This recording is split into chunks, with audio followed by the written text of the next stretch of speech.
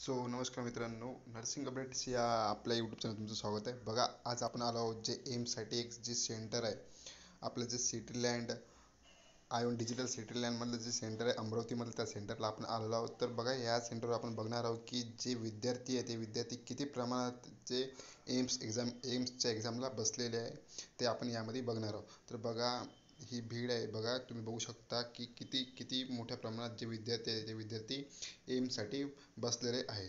तर मी तुम्हाला सांगू इच्छितो की आपल्याला माहिती आहे की टोटल एम्ससाठी फक्त किती 1500 जागा आहे. किती टोटल 1500 जागा आहे.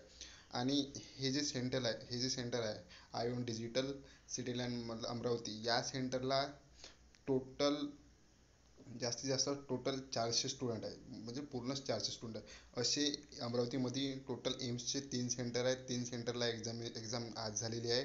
3 सेंटरला तर टोटल तुम्ही बघू शकता की 400 म्हटलं तर टोटल 3 सेंटरचे कमीत कमी तुम्ही 1000 पकडून जाऊ शकता.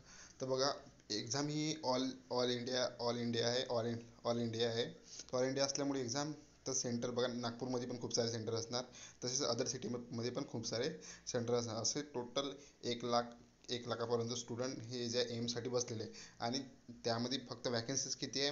वॅकन्सीज फक्त आपल्याकडे 1500 वॅकन्सीज आहे. तर बघा, त्यामध्ये आता प्रीसाठी किती सिलेक्ट होणार हे आपल्याला बघायचं. तर प्रीसाठी काय माहीत किती सिलेक्ट होणार, आणि त्यानंतर मेन्स, तर मेन्ससाठी पण काय कसं होणार ते काही माहिती नाही. पण बघा, 1 लाख, हे बघा तुम्ही भीड बघू शकता, तुम्ही भीड पाहू शकता की किती मोठ्या प्रमाणात लोक इथे आलेले आहे.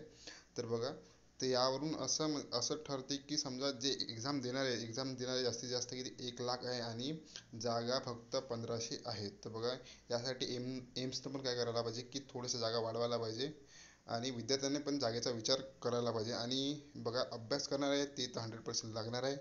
आणि सगळ्यांनी काय व्यवस्थित पेपर दिला आहे. मी एका विद्यार्थ्याला त्याच्या पेपरचा एक्सप्लेन विचारला आहे, तर त्यांनी सांगितलं असं की पूर्ण जो ICU बेस्ड क्रिटिकल केअर युनिटवर पूर्ण एक्झाम 90% की 60% जो पेपर आहे तो पेपर पूर्ण त्यावर होता.